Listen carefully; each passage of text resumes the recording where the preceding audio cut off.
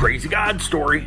Years ago, when God led me to start a nonprofit mechanic company where my full-time job was fixing cars for broke people for free, he made it clear in several different ways that that's what he wanted me to do, so that I had no doubts at all. At the time, I'd been a mechanic for about 5 or 6 years, and I was looking for a job. Then one day at church, the pastor taught something, and it led me to believe that God didn't just want me to find a job, but he wanted me to find something where I could pour out what he was pouring into me. Now, I'd been the kind of mechanic that gives mechanics a bad name. I was a liar and a thief, so when I read Ephesians 4:28, let him who stole steal no more, but rather let him labor, working with his hands that which is good, so that he can have something to give to him who has need, it pierced my heart.